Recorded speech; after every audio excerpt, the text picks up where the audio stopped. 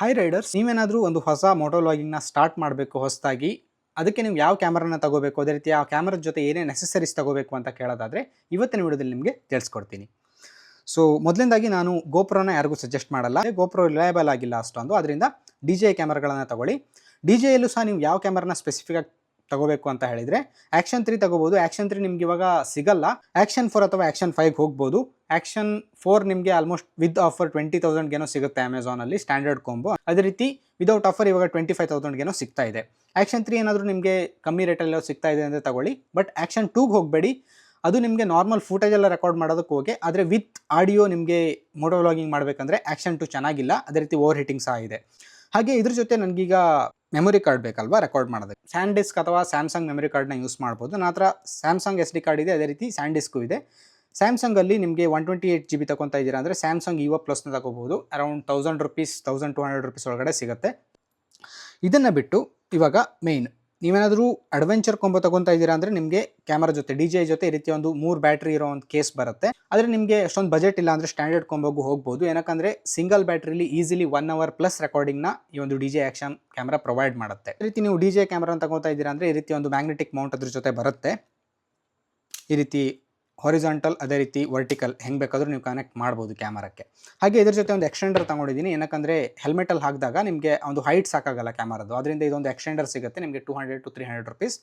ಇವಾಗ main part, ಮೈಕ್ನ ಯಾವ್ದು use ಮಾಡಬೇಕು ಆಡಿಯೋಗೆ ಅಂತ. ನೀವು ಮಾತಾಡ್ತಾ ನಿಮ್ಮ ಕಥೆಗಳನ್ನು ಹೇಳ್ತಾ ಹೋಗ್ತಾ ಇದ್ದೀರಾ ಅಂದರೆ ಆಡಿಯೋ ಕ್ವಾಲಿಟಿ ಚೆನ್ನಾಗಿರಬೇಕು.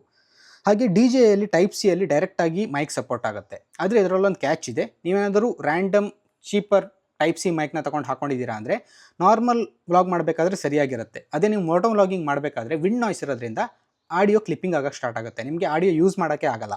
ಇದಕ್ಕೆ ನೀವು ಆ್ಯಕ್ಷನ್ 4 ಏನೋ ತೊಗೊತಾ ಇದ್ದೀರಾ ಅಂದರೆ DJI ಮೈಕ್ ಮಿನಿ ತಗೋಬೋದು. ಅದು ನಿಮಗೆ 5000 ಸಮಥಿಂಗ್ ಆಗುತ್ತೆ. ವೈರ್ಲೆಸ್ಲಿ ನಿಮಗೆ ಕನೆಕ್ಟ್ ಆಗುತ್ತೆ. ಅದು ಆ್ಯಕ್ಷನ್ 3 ಜೊತೆ ಕನೆಕ್ಟ್ ಆಗಲ್ಲ. ಮತ್ತು ನಿಮಗೆ ವೈರ್ಡ್ ಮೈಕ್ ಬೇಕು ಅಂದರೆ ನಾನು ಯೂಸ್ ಮಾಡ್ತಾ ಇರುವಂಥದ್ದು ಸ್ಯಾಮ್ಸಂಗ್ ಇಯರ್ಫೋನ್. ಆ ಒಂದು ಲಿಂಕನ್ನು ಸಹ ಕೊಟ್ಟಿರ್ತೀನಿ. ಅದೊಂದು 2000 ರುಪೀಸ್ಗೇನೋ ಸಿಗುತ್ತೆ. ಪರ್ಫೆಕ್ಟಾಗಿ ವರ್ಕ್ ಆಗುತ್ತೆ. ನೀವು ಇದರಲ್ಲಿ ಆಡಿಯೋ ಗೇನ್ನ ಆಲ್ಮೋಸ್ಟ್ -5 to -6 ಸೆಟ್ ಮಾಡಿದ್ದೀರಾ ಅಂದರೆ ಪ್ರಾಪರಾಗಿ ವರ್ಕ್ ಆಗುತ್ತೆ. ಹಾಗೆ ಹೆಲ್ಮೆಟ್ನ ನೋಡ್ತೀರಾ ಅಂದರೆ ನಾನು ಯೂಸ್ ಮಾಡ್ತಾ ಇರುವಂಥದ್ದು ಆಕ್ಸಾರ್ ಹಂಟರ್ ಹೆಲ್ಮೆಟ್. ಇದರಲ್ಲಿ ನಾನು ಬ್ಲೂ ಆರ್ಮರ್ ಮೌಂಟ್ನ ಹಾಕಿದ್ದೀನಿ. ಆಲ್ಮೋಸ್ಟ್ 2 year ಆಯ್ತು ಇದನ್ನ ಹಾಕಿಬಿಟ್ಟು, ಇನ್ನೂ ಸಹ ಪರ್ಫೆಕ್ಟಾಗಿ ವರ್ಕ್ ಆಗ್ತಾ ಇದೆ.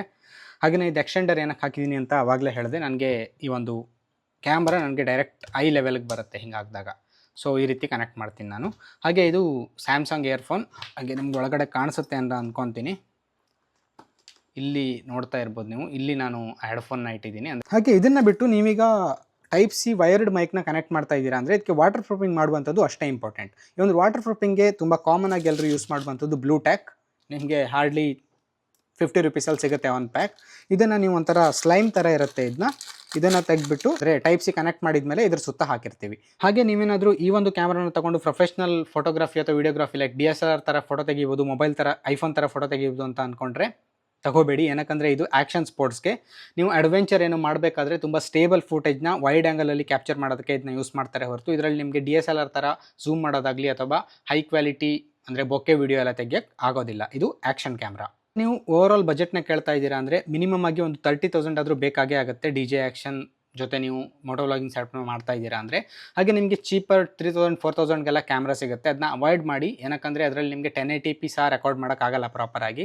ಇದರಲ್ಲಿ ಪ್ರಾಪರ್ 4K 60 FPS ತನಕ ರೆಕಾರ್ಡ್ ಮಾಡ್ಬೋದು. ಹಾಗೆ ನೀವು ತುಂಬ ಸೀರಿಯಸ್ ಆಗಿದ್ದೀರಾ ಅಂದರೆ ಮಾತ್ರ ಈ ಥರದ ಒಂದು ಸೆಟಪ್ನ ಮೇಲೆ ಇನ್ವೆಸ್ಟ್ ಮಾಡಿ. ಸುಮ್ಮನೆ ಟೈಮ್ ಪಾಸ್ಗೆಲ್ಲ ತೊಗೊಂಡು ನಂತರ ರಿಗ್ರೆಟ್ ಮಾಡೋದಕ್ಕೆ ಹೋಗಬೇಡಿ.